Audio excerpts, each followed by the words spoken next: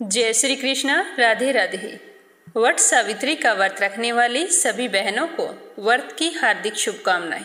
आज अपने सुनेंगे इस व्रत में सुनी जाने वाली पौराणिक कथा। वट सावित्री का व्रत जेठ अमावस्या के दिन मनाया जाता है। इस दिन सुहागिन महिलाएं अपने पति की लंबी आयु और घर परिवार की खुशहाली के लिए व्रत रखती है और बरगद के पेड़ की पूजा करती है। यह व्रत सावित्री और सत्यवान की कहानी से जुड़ा हुआ है। मान्यता के अनुसार इसी दिन सावित्री ने अपने पति सत्यवान को यमराज के चंगुल से छुड़ाया था। तभी से जेठ माह की अमावस्या तिथि को वट सावित्री का व्रत रखकर वट वृक्ष की पूजा की जाती है। व्रत रखने वाली सभी बहनों के उज्जवल भविष्य की कामना करते हुए सुनते हैं वट सावित्री व्रत कथा। तो मन में शिव गौरी, भगवान श्री हरि विष्णु, लक्ष्मी माता और सावित्री सत्यवान का स्मरण करते हुए अपने मंगल जीवन की कामना करें और पूरे श्रद्धा भाव से एकाग्र होकर इस कथा को सुने। समय समय पर हुंकारे भरते रहें। साथ ही इस कहानी को लाइक करें और व्रत रखने वाली सभी बहनों में ज़्यादा से ज़्यादा शेयर करें। अगर आप पहली बार मीरा भक्ति चैनल पर इस कथा को सुन रही हैं तो चैनल को सब्सक्राइब जरूर करें। भगवान की कृपा से आपके सारे मनोरथ पूर्ण हों। बोलो श्री हरि विष्णु भगवान की जय हो, लक्ष्मी माता की जय हो, शिव गौरी की जय हो, सावित्री सत्यवान की जय हो। पुराने समय की बात है कि भद्र देश में एक राजा रहते थे। उनका नाम था अशोकपति। अशोकपति के धन दौलत की कोई कमी नहीं थी। उसके पास खूब धन वैभव था और राजा अशोकपति अपनी प्रजा का भी अच्छे से ख्याल रखते थे, तो प्रजा अपने राजा से बहुत ही खुश रहती थी। राजा ने अपने राज्य में हर तरह की व्यवस्था करवा रखी थी। कुएं, बावड़ी, तालाब, मंदिर, धर्मशाला आदि चीज़ों का निर्माण करवाया था, जिससे प्रजा को किसी भी तरह की परेशानी नहीं उठानी पड़ती थी। लेकिन राजा बहुत ही उदास रहता था और अपनी राजा को देखकर उनकी प्रजा भी बहुत उदास रहती थी। उनके उदास और दुखी रहने का कारण था कि राजा अशोकपति के कोई संतान नहीं थी। एक समय की बात है कि राजा के यहाँ एक पहुँचे हुए सिद्ध महापुरुष आए, तो उसे देखकर राजा बहुत ही खुश हुए और उसे सुंदर आसन पर बैठाया और कुशल क्षेम पूछते हुए उनकी खूब आवभगत की। राजा बहुत ही खुश दिखाई दे रहा था, लेकिन उस साधु बाबा ने राजा के हंसते हुए चेहरे के पीछे की उदासी को भांप लिया। तो साधु बाबा कहने लगे कि हे राजन, चिंता करने की कोई बात नहीं है, तुम्हें संतान की प्राप्ति अवश्य होगी। थोड़ा विलंब है, तुम्हें थोड़ी मुश्किल से संतान प्राप्त होने वाली है। तुम ऐसा करो, रोजाना यज्ञ करवाओ और उसमें संतान प्राप्ति के लिए मंत्रों का उच्चारण करते हुए 1,00,000 आहुतियाँ दो। पर ध्यान रखना कि कर्म बीच में टूटना नहीं चाहिए। यह कहकर साधु बाबा राजा को आशीर्वाद देते हुए चले गए। राजा भी बहुत खुश थे।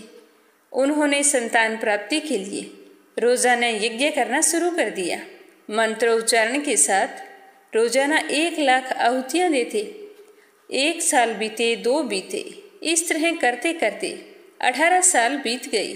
तो राजा की भक्ति से सावित्री देवी बहुत ही प्रसन्न हुई और राजा को दर्शन देकर कहने लगी कि राजन, मैं तुम्हारी तपस्या से बहुत ही खुश हूँ। मैं तुम्हें वरदान देती हूँ कि तुम्हारे यहाँ एक तेजस्वी कन्या जन्म लेगी। तो राजा यह सुनकर बहुत ही खुश हुए और सावित्री देवी को बार बार प्रणाम करने लगे। सावित्री देवी आशीर्वाद देते हुए अंतर्ध्यान हो गई। अब राजा ने अपनी रानी से सावित्री देवी के दिए हुए वरदान के बारे में बताया, तो दोनों पति पत्नी बहुत ही खुश थे। 9 महीने इंतजार करते हुए बड़ी मुश्किल से गुजारे थे। 9 महीने बाद राजा के यहाँ एक कन्या ने जन्म लिया। तो राजा और रानी अपनी संतान को पाकर बहुत ही खुश थे। राजा ने कहा कि सावित्री देवी की कृपा से हमें संतान की प्राप्ति हुई है, तो क्यों न हम हमारी बेटी का नाम सावित्री रखें। तो दोनों की रजामंदी पर उस कन्या का नाम सावित्री रखा गया। वह कन्या बहुत ही सुंदर और रूपवान थी। समय के साथ बड़ी होती गई। राजा अपनी बेटी को देख देख कर ही जीते थे। अपनी बेटी का हर समय ख्याल रखते थे। रानी भी अपनी इकलौती बेटी से बहुत प्यार करती थी। समय बीतता गया, पता ही नहीं चला कि सावित्री कब जवान हो गई। तो एक दिन रानी ने राजा से कहा कि हे राजन, हमारी कन्या बड़ी हो चली है। अब हमें कोई अच्छा सा घर देखकर उसका विवाह कर देना चाहिए। तो राजा ने रिश्ते के लिए देखभाल शुरू कर दी, लेकिन सावित्री के लिए कोई योग्य वर नहीं मिल रहा था। तो वर ना मिलने की वजह से सावित्री के पिता बहुत ही परेशान रहते थे। तो एक दिन सावित्री ने देखा कि मेरे पिताजी आजकल बहुत ही उदास रहते हैं और मेरे साथ हंसी मजाक भी नहीं करते हैं, क्या बात है। तो एक दिन वह अपने पिता के पास जाकर कहने लगी कि पिताजी, आप इतने उदास क्यों रहते हैं? पहले मेरे साथ कितना खेलते थे, हर समय बातें करते थे, लेकिन अब मैं देख रही हूँ कि आप मुझसे ढंग से बात भी नहीं करते हैं। क्या बात है पिताजी? कोई समस्या हो तो मुझे बताओ, मैं आपकी बेटी हूँ। हो सकता है आपकी समस्या का समाधान मेरे पास हो। तो सावित्री की बात सुनकर राजा मन ही मन बड़े ही दुखी हुए और फिर सावित्री से कहने लगे कि बेटा, कितना समय हो गया है, मैं तुम्हारे लिए अच्छे रिश्ते की तलाश कर रहा हूँ, लेकिन कोई रिश्ता नहीं मिल रहा है। तो सावित्री कहने लगी कि पिताजी, आप इस बात की चिंता ना करें, भगवान ने अवश्य ही मेरे लिए कुछ अच्छा सोच रखा होगा। अगर आपकी इच्छा हो तो मैं आपके आशीर्वाद से अपने लिए वर की तलाश करने के लिए जाना चाहती हूँ। तो उसके पिता उसे आशीर्वाद देते हुए रवाना कर देते हैं। तो वह महल से सीधे वन में जाकर इधर उधर भटकने लगी। महल में आराम से रहने वाली राजकुमारी सावित्री अब तपोवन में भटकने लगी। उस वन में उसने देखा कि सालव देश के राजा धूम्रसेन रहते थे। तो सावित्री उनके पास जाकर प्रणाम करके पूछती है कि आप इस तरह वन में क्यों रहते हैं? तो राजा धूम्रसेन कहते हैं कि बेटा, हमारे राज्य पर दुश्मनों ने हमला करके हमारा राज्य छीन लिया है और हमें वहां से निकाल दिया है। तो सावित्री राजा को देखकर बहुत दुखी होती है। उनके साथ वो बातचीत कर रही होती है, तभी उनका बेटा सत्यवान आ जाता है।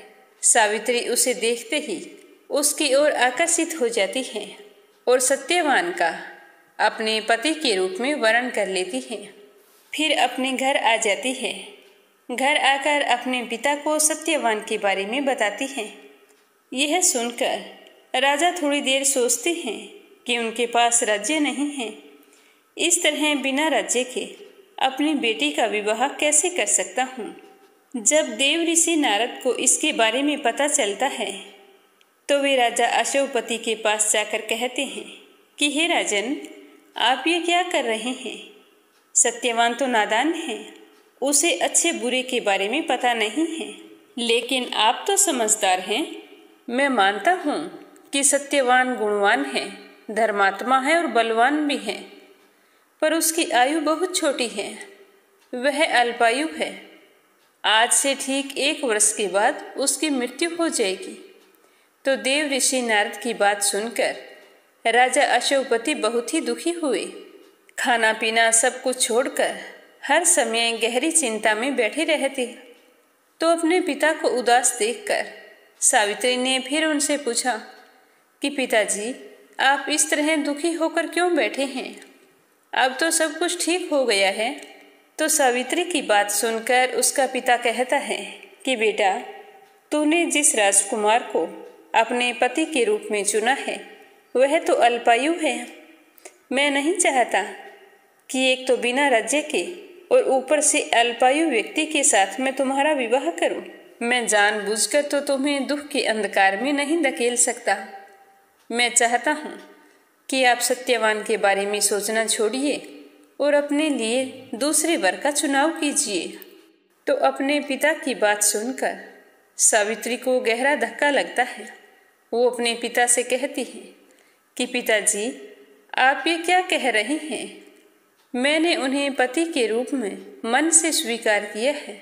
आर्य कन्याएं अपने पति का एक ही बार वर्ण करती है, राजा एक ही बार आज्ञा देता है और पंडित जी एक ही बार प्रतिज्ञा करते हैं और कन्यादान भी एक ही बार किया जाता है। तो आप ये कैसे कह सकते हैं कि जिसका मैंने सच्चे मन से वर्ण किया है मैं उसके बारे में सोचना छोड़ दूं और अपने लिए दूसरे जीवन साथी का चुनाव करूं? तो राजा ने सावित्री को बहुत समझाने की कोशिश की, लेकिन सावित्री कहने लगी कि पिताजी, अगर मैं विवाह करूंगी तो मैं सत्यवान से करूंगी, अन्यथा मैं किसी और से विवाह के बारे में सोच भी नहीं सकती। तो अपनी बेटी की जिद को देखकर राजा अपनी रानी से इस विषय में बात करते हैं और कहते हैं कि हे रानी, तुम ही बताओ हमें क्या करना चाहिए। तो रानी कहती है कि हे राजन, वही होगा जो हमारी सावित्री के भाग्य में है। अगर हमारी बेटी ने उसको अपने पति के रूप में स्वीकार किया है तो हमें उसका विवाह उसी के साथ करवाना चाहिए। तो इस तरह राजा ने रानी की सहमति से सावित्री का विवाह सत्यवान के साथ कर दिया। अब सत्यवान सावित्री से विवाह करके वन में पहुंच गया। सावित्री अपने ससुराल पहुंचकर सास ससुर की खूब सेवा करने लगी। सत्यवान के माता पिता सावित्री जैसी बहू पाकर धन्य हो गए और इसी तरह समय बीतता गया। सत्यवान और उसके माता पिता तो बहुत ही खुश थे, लेकिन सावित्री को सब कुछ पता था, क्योंकि नारद मुनि ने सावित्री को पहले ही सत्यवान की मृत्यु के दिन के बारे में बता दिया था। तो जैसे जैसे वह दिन करीब आने लगा, सावित्री अधीर होने लगी। सावित्री ने 3 दिन पहले जेठ माह की त्रयोदशी को ही व्रत करना शुरू कर दिया। इस व्रत का वह बहुत ही निष्ठा से पालन करती थी। न उसने फल आहार किया और न ही जल पिया। इसी तरह कठिन उपवास करती रही। नारद मुनि के द्वारा बताए हुए निश्चित समय पर उसने पितरों का पूजन भी किया। फिर हर दिन की तरह उस दिन भी सत्यवान जंगल में लकड़ी काटने के लिए चले गए। तो सावित्री कहने लगी कि स्वामी, आज मैं आपके साथ चलना चाहती हूँ। यह कहकर वो भी सत्यवान के साथ चली गई। अब जंगल में पहुंचकर सत्यवान एक पेड़ के ऊपर चढ़ गया और लकड़ी काटने लगा। तभी उसके सिर में बहुत ही जोरों का दर्द होने लगा। दर्द इतना भयंकर था कि सत्यवान से सहन नहीं हुआ और वह जल्दी से पेड़ से नीचे उतर गया। सावित्री ने कहा कि स्वामी, क्या हुआ? आप बिना लकड़ी काटे नीचे कैसे उतर आए? तो सत्यवान अपने सिर को पकड़े हुए सावित्री से कहने लगा कि सावित्री, आज मेरे सर में बहुत जोरों का दर्द हो रहा है। ऐसा दर्द तो आज से पहले कभी नहीं हुआ। तो यह सुनते ही सावित्री अपना भविष्य समझ गई और फिर सत्यवान के सिर को अपनी गोद में रखकर उसका सर सहलाने लगी। तभी वहां पर यमराज आते हुए दिखाई दिए और वे सत्यवान के नजदीक आए और उनके शरीर से प्राणों को निकालकर जाने लगे। तो जैसे ही यमराज सत्यवान के प्राणों को हरकर जा रहे थे, तो सावित्री भी उनके पीछे पीछे चल पड़ी। तो यमराज ने पलट कर देखा तो सावित्री उनके पीछे पीछे चली जा रही थी। तो यमराज ने सावित्री को समझाने की बहुत कोशिश की कि सावित्री, यही विधि का विधान है। निश्चित समय पर मनुष्य को जाना पड़ता है। आपके पति अल्पायु हैं। आप दोनों का साथ इतने ही दिनों का था। लेकिन सावित्री यमराज की बात ना सुनते हुए यमराज के पीछे पीछे चलती रही। तो यमराज ने मन ही मन सोचा कि किसी तरह सावित्री को वापस भेजना होगा। सावित्री की निष्ठा और पति परायणता को देखकर यमराज ने सावित्री से कहा कि देवी, तुम धन्य हो। तुम मुझसे कोई वरदान मांगो, मैं तुम्हें वरदान देना चाहता हूँ। तो सावित्री हाथ जोड़कर कहने लगी कि हे यमराज, मेरे सास ससुर वन में रहते हैं। उन्हें दुश्मनों ने राज्य से निकाल दिया है और इसी दुख के कारण वे रो रो कर अंधे हो गए हैं। आप उन्हें दिव्य ज्योति प्रदान करें। तो यमराज ने कहा कि ऐसा ही होगा, पर सावित्री अब तुम लौट जाओ, मेरे पीछे मत आना। लेकिन सावित्री चुपचाप अपने पति सत्यवान के पीछे पीछे चलती रही। यमराज ने देखा कि सावित्री तो पीछे ही चली आ रही है, तो यमराज कहने लगे कि देवी तुम वापिस जाओ। तो सावित्री कहने लगी कि भगवान, मुझे अपने पतिदेव के पीछे चलने में कोई परेशानी नहीं है, पति के पीछे चलना मेरा कर्तव्य है। तो सावित्री की बात से यमराज बहुत ही प्रसन्न हुए और कहने लगे कि हे देवी, तुम एक वरदान और मांग लो। तो सावित्री कहने लगी कि हे यमराज, मैंने पहले ही आपको बताया है कि मेरे सास ससुर का राज्य छिन गया है और वो वन में रह रहे हैं। आपको अगर वरदान ही देना है तो मुझे यही वरदान दीजिए कि मेरे सास ससुर को खोया हुआ राज्य पुनः प्राप्त हो जाए। तो यमराज कहने लगे कि सावित्री, मैंने तुम्हें यह वरदान भी दिया, तुम्हारे ससुर को अपना राज्य पुनः प्राप्त होगा और फिर वे वहां पर राजा बनकर राज करेंगे, पर अब तुम यहाँ से वापिस चली जाओ।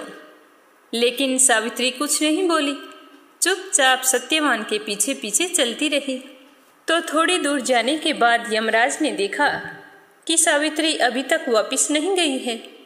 तो यमराज ने फिर सावित्री से कहा कि अब मैं तुम्हें तीसरा और अंतिम वरदान देता हूँ।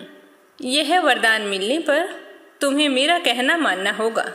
तो सावित्री ने कहा कि ठीक है। सावित्री कहने लगी कि हे भगवान, मुझे 100 संतानों का और सौभाग्य का वरदान दो। तो यमराज ने उसकी बात की ओर ध्यान नहीं दिया और वरदान दे दिया कि सावित्री, जैसा तुम चाहती हो वैसा ही होगा।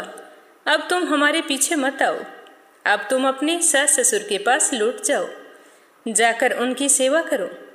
सत्यवान को तो मुझे लेकर जाना ही होगा, क्योंकि यही विधि का विधान है और जो लिख दिया उसे टालने वाला कोई नहीं है। तो सावित्री ने यमराज से कहा कि प्रभु, मैं तो एक पतिव्रता पत्नी हूँ और आपने मुझे पुत्रवती होने का आशीर्वाद दिया है, तो आप समझ रहे हैं, अगर मेरे पति को आप ले जाएंगे तो मुझे पुत्रों की प्राप्ति कैसे होगी और किस तरह मेरा अखंड सौभाग्य बना रहेगा। तो सावित्री की बात सुनकर यमराज सख्ती में आ गया और सोचने लगा कि मैंने बिना सोचे यह किस तरह का वरदान दे दिया, पर मैंने वरदान दिया है, मुझे निभाना तो पड़ेगा। तो यमराज ने कहा कि सावित्री, आज तुम्हारे पतिव्रत धर्म ने मुझे हरा दिया है और तुम जीत गई हो। मैं तुम्हारे पति के प्राणों को लौटाता हूँ। यह कहकर यमराज ने सत्यवान के मृत शरीर में फिर से प्राण डाल दिए और सावित्री से कहा कि हे देवी, तुम्हारा पति जीवित हो चुका है, तुम जाओ और वट वृक्ष के नीचे देखो। मैं तुम्हारे पतिव्रत धर्म से बहुत ही खुश हुआ हूँ। यह कहकर उसे सुख सौभाग्य और 100 संतानों का आशीर्वाद देते हुए वहां से अंतर्ध्यान हो गई और सावित्री पलटकर फिर से उसी वट वृक्ष के नीचे आ गई जहां उसके पति सत्यवान का मृत शरीर पड़ा था। तो सावित्री देखती है कि सत्यवान तो जीवित बैठा है, तो उसे देखकर वह बहुत ही खुश होती है और दौड़कर सत्यवान के पास आ जाती है। फिर पूछती है कि स्वामी, आपके सर का दर्द कैसा है? तो सत्यवान कहता है कि मुझे तो ऐसा लग रहा है कि जैसे दर्द हुआ ही नहीं। फिर सत्यवान लकड़ियां काटने लगता है और लकड़ियां काटकर दोनों अपने घर की ओर चल पड़ते हैं। जैसे ही घर पहुंचते हैं तो देखते हैं कि उसके माता पिता को दिव्य ज्योति प्राप्त हो गई। तो यह देखकर उसके सास ससुर कहते हैं कि बेटा सावित्री, यह सब कुछ कैसे हुआ? तो सावित्री अपने पति के अल्पायु होने और फिर किस तरह यमराज के चंगुल से छुड़ाया, ये सारी बातें अपने सास ससुर को बताती है। तो उसके सास ससुर बहुत ही खुश होते हैं और कहते हैं कि सावित्री जैसी बहू पाकर हम धन्य हो गए। उसके बाद सावित्री के ससुर को खोया हुआ राज्य पुनः प्राप्त हो जाता है। फिर सावित्री, सत्यवान और उसके माता पिता अपने राज्य में आकर राज करने लगते हैं उसके बाद सावित्री हर साल जेठ माह की त्रयोदशी से अमावस्या तक निर्जल रहकर व्रत करती थी, जिसके पुण्य प्रताप से वह अपने जीवन के समस्त सुखों का भोग करती हुई अंत में स्वर्ग लोक को गई। कहते हैं कि जिस तरह पतिव्रता सावित्री ने सबसे पहले अपने सास ससुर को प्रथम दर्जा दिया और उनका दुख दूर किया, उसके बाद अपने पति के प्राणों के लिए वरदान मांगा, तो इसी तरह हर औरत को अपने पति के साथ साथ अपने पूरे परिवार की सुख समृद्धि की कामना करते हुए इस व्रत को रखना चाहिए।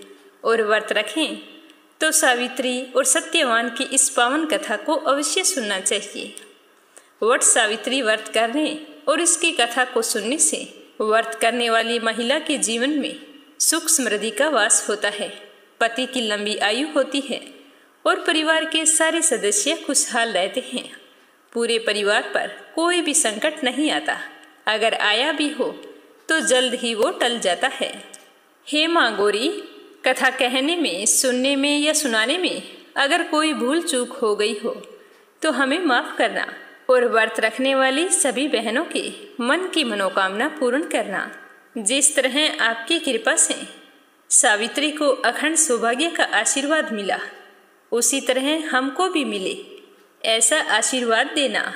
बोलो लक्ष्मीपति नारायण की जय हो, बोलो शिव गौरी की जय हो, प्रेम से बोलो सावित्री सत्यवान की जय हो। गणेश जी की कथा प्राचीन समय की बात है। एक बहुत बड़ा नगर था। उस नगर में एक बूढ़ी माई रहती थी। उसके 2 बेटे थे। दोनों धन कमाने के लिए परदेश गए हुए थे। वह बूढ़ी माई गणेश जी की परम भगत थी। रोजाना सुबह जल्दी उठती, स्नान आदि से निवृत्त होकर सबसे पहले गणेश जी भगवान की पूजा करती। लेकिन पूजा करने के लिए उसके पास कोई गणेश जी की मूर्ति नहीं थी। वह रोजाना मिट्टी का गणेश जी बनाती और फिर उसकी पूरी प्रेम भाव से सेवा किया करती थी। मिट्टी के गणेश जी को पहले नहलाती, फिर सिंदूर से तिलक करती, दुर्वा घास अर्पित करती और दोनों हाथ जोड़कर कहती कि हे गणेश जी भगवान, परदेश गए मेरे बेटे जल्द से जल्द खूब सारा धन कमाकर लौट आए। वह बुढ़िया बेचारी भोली भाली थी। जब वो मिट्टी के गणेश जी को स्नान करवाती तो वह पानी के साथ बहने लगता और जब तक पूजा पाठ समाप्त करती तो वह मिट्टी के ढेले की तरह बन जाता। तो यह देखकर बूढ़ी माई को बहुत ही दुख होता था। अगले दिन फिर रीझ लगाकर गणेश जी की मूर्ति बनाती, पर वो तो मिट्टी की होती तो वह गल जाती। तो एक बार उस बूढ़ी माई के पड़ोस में एक साहूकार का मकान बन रहा था। तो वो वहां जाकर मिस्त्री से कहने लगी कि मिस्त्री जी, मुझे पत्थर का गणेश जी बना दो। मैं गणेश जी की रोजाना पूजा करती हूँ, पर वो तो मिट्टी का होता है।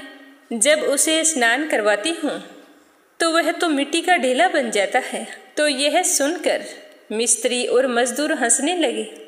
मिस्त्री कहने लगा कि मैं तुम्हारे लिए पत्थर का गणेश जी बनाऊंगा तो उतने समय साहूकार का कोई काम पूरा करूंगा। तुम्हें पता है, तुम्हारे लिए गणेश जी की मूर्ति बनाने लग गया और साहूकार आ गया तो मुझे काम से निकाल देगा।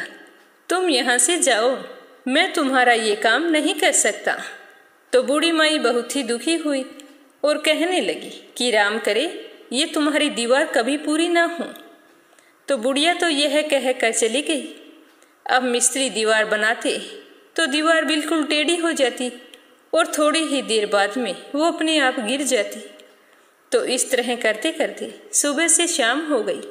तो शाम को साहूकार वहां पर आया और पूछने लगा कि आज आपने क्या काम किया है? मुझे तो कोई भी काम किया हुआ दिखाई नहीं देता। आप इस तरह काम करोगे तो तुम्हें मजदूरी कौन देगा?